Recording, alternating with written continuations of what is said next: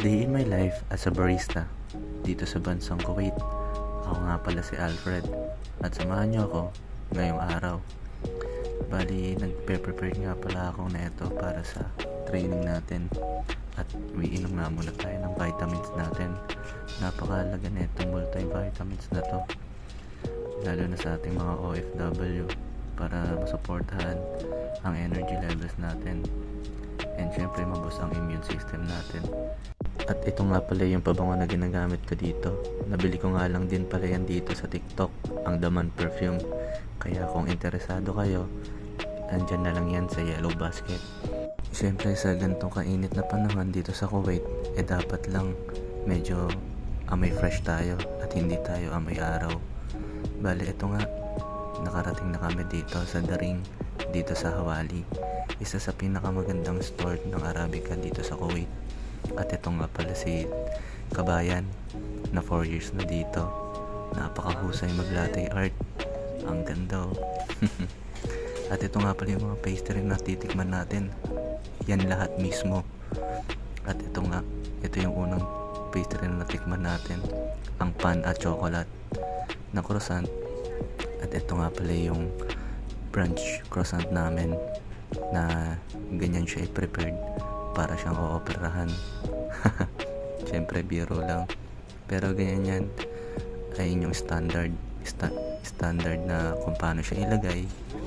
Siyempre kung paano yung mga placement ng tomato, ng cheese at ng omelette. At ayun nga, napakasarap. Siyempre wala akong almusal yan eh.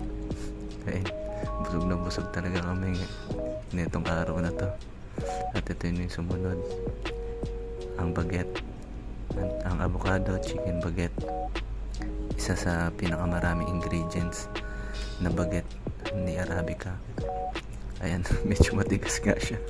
Buti na lang din ako naka-braces niyan, pero panalo, sobrang sarap. Favorite ko rin kasi yung avocado eh, kaya tamang tama sa akin.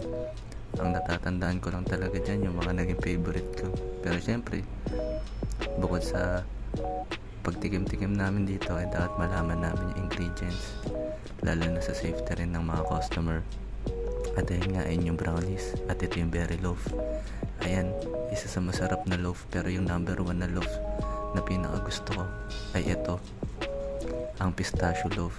Siguro napakasarap na ito pag winarm. Ayan, sarap na sarap nga ako dyan. At panalong panalo. At ayun nga, syempre sa busog namin at parang inaanto kami, pinaglaro kami ni Teacher Antoinette. At ayan, panalo naman, syempre lalaki tayo, competitive tayo.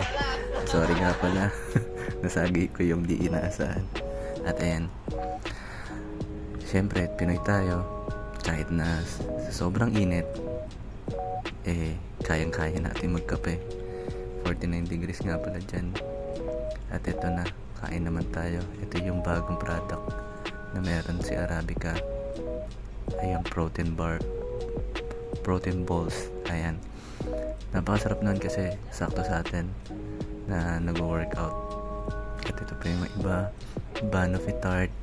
Ayan, hanggang sa walang, ay, sobrang busog na busog ako dyan. Pero thanks God dahil maraming tao nagugutom.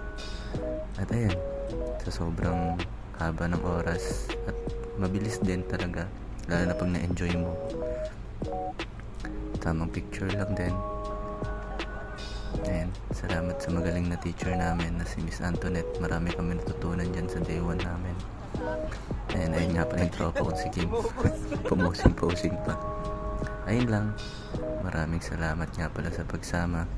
Hanggang